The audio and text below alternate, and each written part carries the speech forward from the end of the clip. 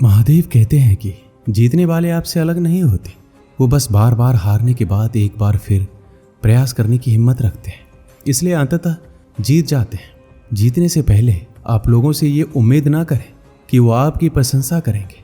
लोग आपकी प्रशंसा तब करेंगे जब आप उन्हें लाख चुनौतियों के बाद भी जीत कर दिखाएंगे। मुझे लगता था मैं जीत जाऊंगा, इसलिए मैंने अपने काम में 100% नहीं दिया और मैं बुरी तरह से फेल हो गया। इसलिए अगर आपको लगे कि आप जीत जाएंगे तो आपको 100% नहीं 200% देना होगा।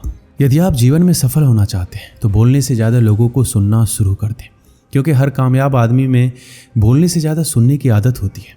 अगर आपको लगता है कि आपका सब कुछ बर्बाद हो गया है तो आप बेवकूफ़ हैं, क्योंकि आपको ये नहीं पता कि जब तक शरीर में सांस है तब तक कोशिश की जा सकती है। आप हमेशा याद रखिए, कोई काम छोटा नहीं होता, इसलिए आप छोटे से शुरू करें और उसे बड़ा बनाने का सपना देखें। आज नहीं तो कल आपके परिश्रम से आपका छोटा काम बड़ा हो जाएगा। आप जीवन में कभी लालची मत बनना, क्योंकि अक्सर लोगों की असफलता के पीछे उनका लालच होता है। इसलिए आप हमेशा अपने काम और उसके परिणाम से संतुष्ट रहिए। आपका जीवन सुख और समृद्धि से भर जाएगा। अमीर बनना उनके लिए आसान हो जाता है जो सही माइंडसेट, सही शब्दों और सही योजनाओं के साथ अमीर बनने के लिए मैदान में उतरते हैं। अगर आप जीवन में सुख, शांति और समृद्धि चाहते हैं तो आज ही आप लोगों की कमियों पर बात करना बंद करें और अपने काम पर ध्यान केंद्रित करें। मैं आपसे वादा करता हूं कि आपका जीवन सुख, शांति और समृद्धि से भर जाएगा। कल की बात करने वाले आज कुछ नहीं करते और इस तरह से उनका आज और कल दोनों बर्बाद हो जाता है। शायद ऐसे लोगों को ये नहीं पता होता कि आज ही कल है, कल ही आज है, कल है ही नहीं। इसलिए आपसे अनुरोध है कि आप कभी भी अपना काम कल पर ना टालें। यदि आप अपने काम में पूरी लगन के साथ लगे हुए हैं तो इससे फर्क नहीं पड़ता कि आपकी किस्मत आपका साथ देगी या नहीं। आप अपना भाग्य खुद तय करते हैं और जीत हासिल करते हैं। अब आपको इस बात पर पूरी तरह से भरोसा कर लेना चाहिए कि जीत किस्मत से नहीं, आपकी ईमानदारी से की गई कोशिश से मिलती है। किस्मत के सहारे चलने वाले हमेशा वही पाते हैं जो किस्मत उन्हें देती है। अगर जमाना बहुत तेज़ी से भाग रहा है तो आपको जमाने के साथ नहीं भागना चाहिए, बल्कि खुद का रास्ता बनाना चाहिए ताकि आपकी सफलता पक्की हो सके। यदि जमाने के साथ भागेंगे तो आप कहीं ना कहीं भीड़ में खो जाएंगे। सफलता हासिल करने वाले खिलाड़ी उतना ही सोते हैं जितना उन्हें ज़रूरत है, क्योंकि वो जानते हैं सफलता हासिल करने के लिए सोने से ज़्यादा जागने की ज़रूरत पड़ती है। आपको पता होना चाहिए कि आपका भविष्य आज किए जाने वाले कर्मों पर निर्भर होता है, ना कि कल किए जाने वाले कर्मों पर। इसलिए आपको जो भी फैसले लेने हैं आज लीजिए, कल नहीं, क्योंकि कल कभी नहीं आता। जिस काम को करने से आपको दर्द हो रहा है, अगर आप इस दर्द को सहते हुए अपने काम पर ध्यान दें तो वह दिन दूर नहीं जब आपको उस काम में सफलता मिलेगी और आप सुख और शांति भरा जीवन जी सकेंगे। अगर आप अपने मन और दिमाग को नियंत्रित करना जानते हैं तो आपके लिए कोई भी काम करना मुश्किल नहीं। आप ये मान लीजिए कि आपके जीवन में जो कुछ भी अच्छा या बुरा घटित होता है वह सब मन और दिमाग का मिला जुला खेल है। इसलिए आप अपने मन और दिमाग को नियंत्रित में रखें।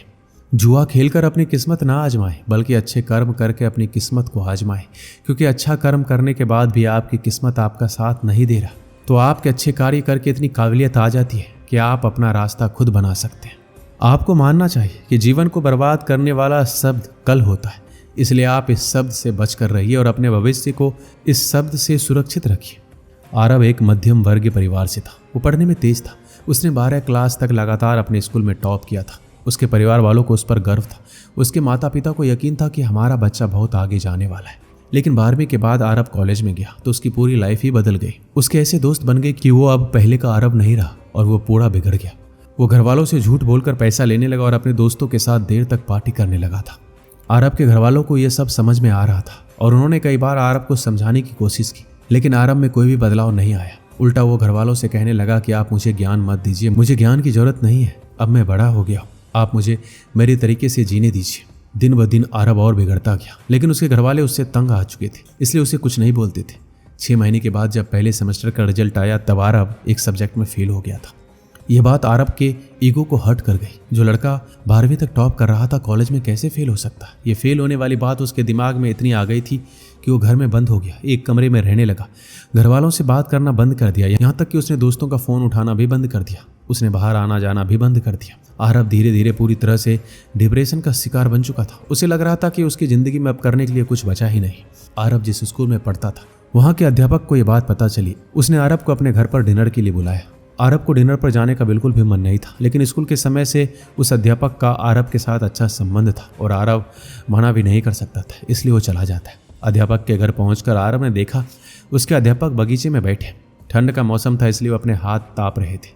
आरब अपने अध्यापक के साथ जाकर बैठ जाता। अध्यापक ने उससे पूछा, आरब बेटा क्या हाल चाल है, तुम्हारी पढ़ाई कैसी चल रही?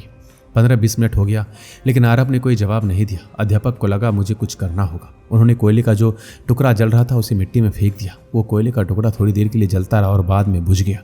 ये देखकर आरब बोला, आप ये क्या कर रहे हैं? कोयले का टुकड़ा अग्नि में धधक रहा था और वो हमें गर्मी दे रहा था, आपने उसे बाहर मिट्टी में फेंक दिया, उसे बर्बाद कर दिया। अध्यापक ने कहा, मैंने उसे कहाँ बर्बाद किया? ऐसा बोलते हुए अध्यापक ने कोयले के टुकड़े को उठाया और वापस अग्नि में डाल दिया। थोड़ी देर के बाद फिर से वो कोयले का टुकड़ा जलने लगा। अध्यापक ने कहा, बेटा मैं तुम्हें यही समझाना चाहता हूँ, ये जो कोयले का टुकड़ा है वो तुम हो। जैसे ये कोयला मिट्टी में गिर गया वैसे ही तुम गलत संगति में पड़ गए हो। जैसे ये कोयले का टुकड़ा फिर से अग्नि में डालने से जल गया वैसे ही तुम भी वापस ठीक हो सकते हो। तुम्हें बस इस कोयले के टुकड़े की तरफ फिर से जलने की जरूरत है। तुम्हें अपने जीवन शैली बदलनी होगी और दोस्त भी बदलने होंगे। मैं तुम्हें बस इतना ही समझाना चाहता हूँ कि तुम गलत संगति में आ गए हो और तुम वापस पहले जैसे बन सकते हो। आरव अध्यापक की बातें अच्छे से समझता है और उसकी ज़िंदगी बदल जाती है। दोस्तों इस वीडियो में बस इतना ही। मिलते हैं अगली वीडियो में। अपना ख्याल रखिएगा। हर हर महादेव।